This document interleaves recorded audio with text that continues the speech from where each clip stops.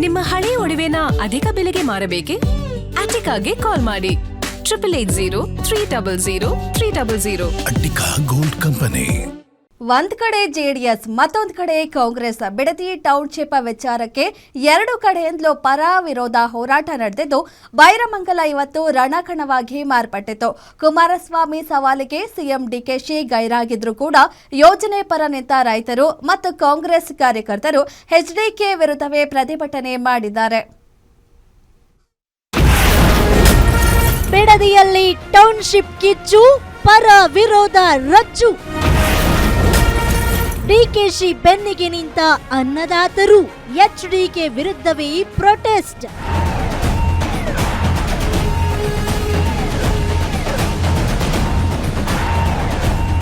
Bidadi township ಸಮರ ಕೇವಲ ವಿರೋಧಕ್ಕೆ ಮಾತ್ರ ಸೀಮಿತವಾಗಿಲ್ಲ, ಬದಲಾಗಿ ಯೋಜನೆ ಪರವಾಗಿಯೂ ಸೌಂಡ್ ಜೋರಾಗ್ತಾ ಇದೆ.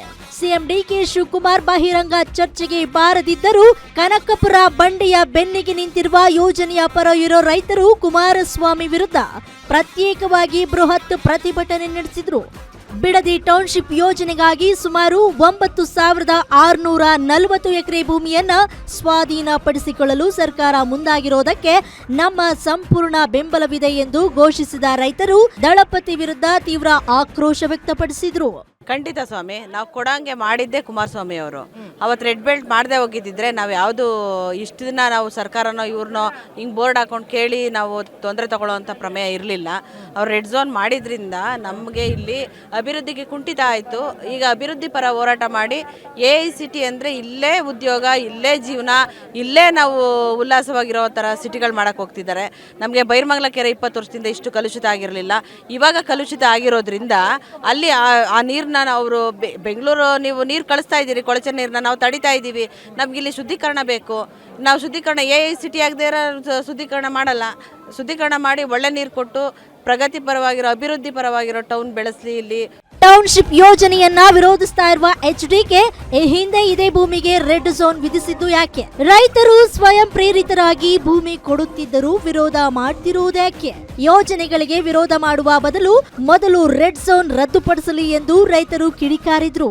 ಕುಮಾರಸ್ವಾಮಿ ಅಂದು ರೆಡ್ ಝೋನ್ ಮಾಡದಿದ್ರೆ ನಾವು ಇಂದು ಭೂಮಿ ಕೊಡ್ತಾ ಇರಲಿಲ್ಲ.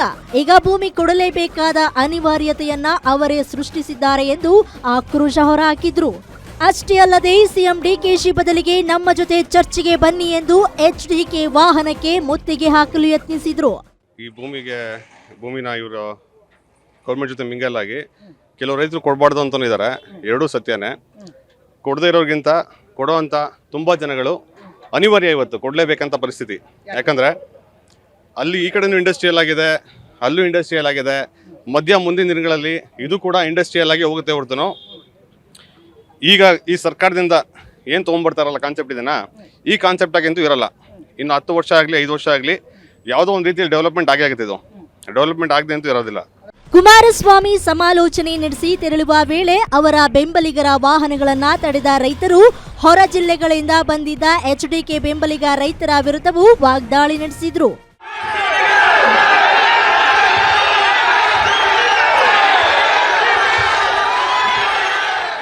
ಒಟ್ನಲ್ಲಿ ಸಿಎಂ ಡಿಕೆಶಿ ಬಹಿರಂಗ ಚರ್ಚೆಗೆ ಬಾರದಿದ್ರು ಅವರ ಪರವಾಗಿ ನಿಂತ ರೈತರು ಎಚ್ಡಿಕೆಗೆ ಟಕ್ಕರ್ ಕೊಟ್ಟಿದ್ದಾರೆ.